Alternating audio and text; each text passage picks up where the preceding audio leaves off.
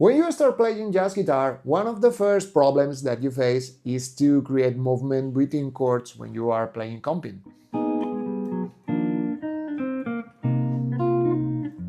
Today I'm going to show you how you can expand your traditional shell voicings into something a bit more elaborated that probably you would love to hear, especially when playing alone or when you are playing accompaniment in the back of a great soloist or something like that.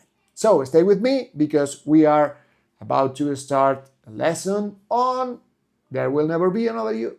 Let's start with the first chord, a major chord, in which we can alternate between the major 7th and the major 6th. Here. If we change positions and start our tune, let's say in the 6th string, we get them here on the 4th string. And the 3rd fixed on the G string. So, next chord, half diminished chord. If we are playing shell voicings, we only have root 3rd and 7th, in this case flat 3rd and flat 7th. But we can also include the flat 5 to change between our minor 3rd and flat 5.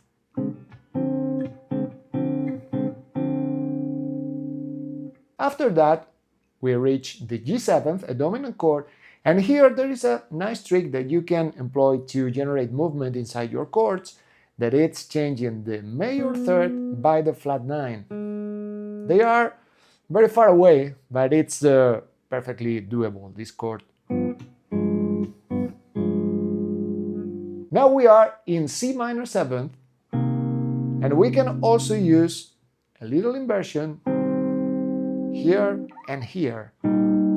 This trick really expands your possibility and your chord vocabulary with a minor chord on the 5th string, so pay attention. Once again, we are playing the root on the 5th string, root, minor 3rd on the bass, and 5th on the bass. And I'm just playing 3 notes. If we got our C minor chord here, we can as well modify our minor 3rd by our 2nd or the 9th. And we have something like this.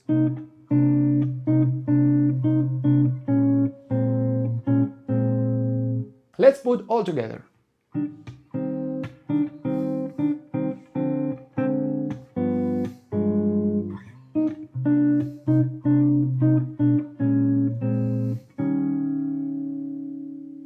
Not bad. We got the same old chords, shell voicings, very structural ones, but we are changing notes here and there to generate movement and make things more interesting. And they are also cool for phrasing because you already know that everything that works harmonically works melodically. So if we are playing, for example, the first chord,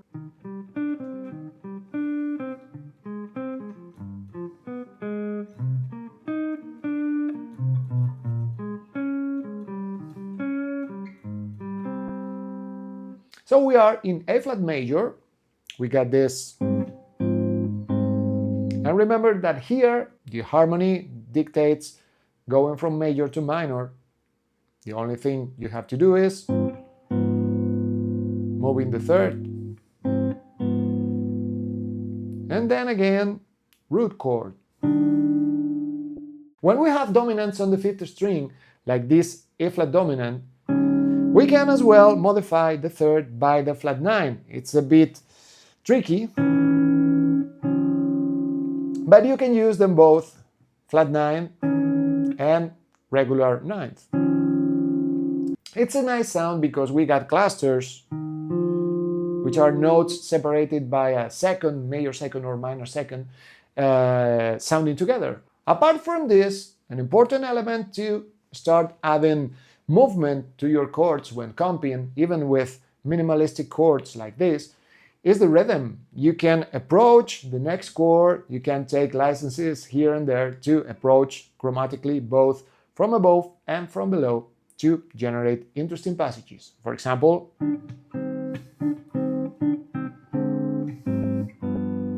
what I'm doing here is moving from the half diminished chord, instead of going to the dominant, I'm placing this chord half a step up to prepare the arrival of the next chord. Take your time to integrate all these movements into your playing them slowly at first, and isolating movements. For example, just play a 2-5-1 and start adding a little movement in each of the beats of the measure.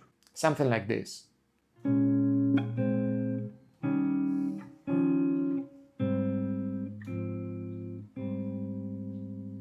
Once again, 3rd to the 9th, 3rd to the 9th, and 7th to the 6th. There is a lot of information in there. You can employ them as well melodically, as we previously discussed. So explore and come to your own conclusions when it comes to expanding harmony with these little tricks. Hope you enjoyed this video. Thank you very much for watching. See you in the next one.